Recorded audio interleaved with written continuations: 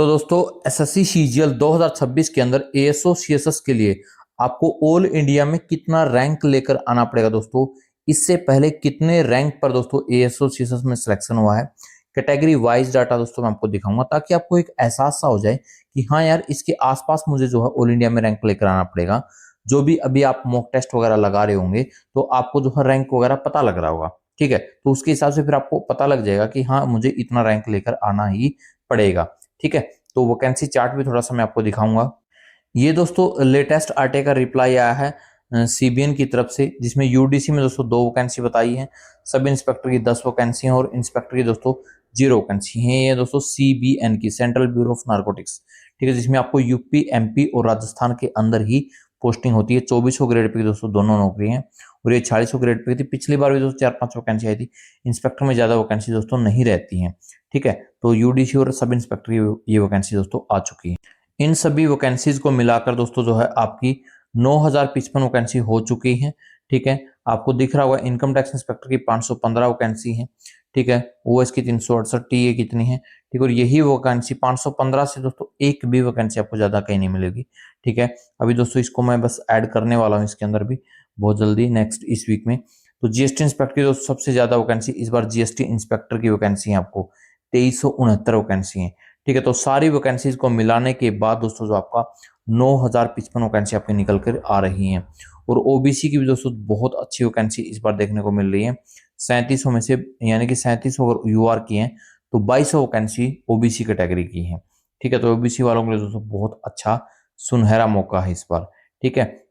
तो अपनी जबरदस्त तरीके से तैयारी करते रहें। ये आपकी दोस्तों जो है जीएसटी इंस्पेक्टर की वैकेंसी है, ठीक है। यहाँ पर आप देखेंगे नॉर्थ इंडिया में 2022 में 78 वैकेंसी, 23 में तो 302 वैकेंसी, 24 में 461, 25 में तो 165 और अब 2026 में 1043, ठीक है। इन सभी को मिला देना दोस्तों पिछले 5 साल की, 4 साल की, तब भी दोस्तों जो है वैकेंसी नॉर्थ इंडिया में सबसे ज्यादा वैकेंसी है।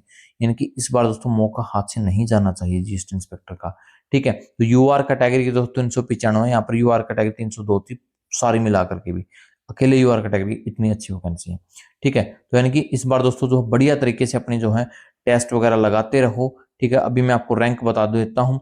और इस बार दोस्तों आपका सेक्शनल टेस्ट भी जो है हो चुके हैं, ठीक है। सेक्शनल टेस्ट में आपको बताऊं, ठीक है, और चैप्टर वाइज टेस्ट, ये दोस्तों इनके ऊपर मेन फोकस रखना अपने चैप्टर वाइज और सेक्शनल टेस्ट के ऊपर, फिर तो फुल पीवाई के ऊपर रखना है, ठीक है। तो यानी कि सेक्शनल टेस्ट दोस्तों ये सारी चीजें अवेलेबल करवा दी हैं टेस्ट बुक ने, ठीक है। यहाँ पर आपको 1297 टोटल टेस्ट मिलेंगे, ठीक है, सिर्फ इस चीज के 2026 के लिए। इतने लगा लोगे तो बहुत अच्छे हैं, ये समझ लो आप, ठीक है। तो फुल भी यहाँ पर फुल मॉक टेस्ट भी और न्यू पैटर्न के हिसाब से, यानी कि 15-15 मिनट का जो आपका सेक्शन है ना, उसके हिसाब से दोस्तों टेक्स्ट बुक ने अपडेट कर दी। और लेटेस्ट में दोस्तों अभी इसकी जो है सेल आ गई है इनकी, ठीक है। तो टेक्स्ट बुक पर दोस्तों SHL12 आपने कूपन कोड यूज करोगे तो आपको जो है मिल जाएगा 29 से 31 मई के बीच में है, ठीक है। SHL12 ये कूपन कोड दोस्तों आपने जरूर यूज करना है, ठीक है। तभी दोस्तों आपको इसका फायदा मिलेगा, ठीक है। 439 में आपको मिल रहा है। समर सेक्शन सिलेक्शन सेल जो अभी चल रही है। बाकी ऑल इंडिया में आपको रैंक वगैरह का सब कुछ पता चलेगा, ठीक है। तो इसको दोस्तों जो अब ले लो आप। अभी दोस्तों मैं दिखा देता हूं आपको इससे पहले कितने कितने पर सिलेक्शन हुआ है, ठीक है। तो यहां पर आप देखेंगे कि इस बार आपकी 668 वैकेंसी है, 668 2026 के अंदर। 2022 के अंदर 982 थी, 2023 में दोस्तों 692 थी, 2024 में 1433 थी। यानी कि जो वैकेंसी अगर मैं चार्ट बताऊं तो आपको इस चार्ट के अकॉर्डिंग आपको मिल रहा है 692 थी, यहाँ पर 668 है, ठीक है। तो यहाँ पर 342 वैकेंसी थी यूआर कैटेगरी की, तो दोस्तों 930 रैंक तक सिलेक्शन हुआ था। ओबीसी की 149 थी तो 1700 रैंक तक, ईडब्ल्यूएस में 69 थी 1593 रैंक तक, एससी की 108 थी 5700 रैंक तक, और एसटी की 224 रैंक थी 6000 रैंक तक यहाँ पर सिलेक्शन हुआ था, ठीक है। तो इतने इतने रैंक तक दोस्तों सिलेक्शन हुआ था।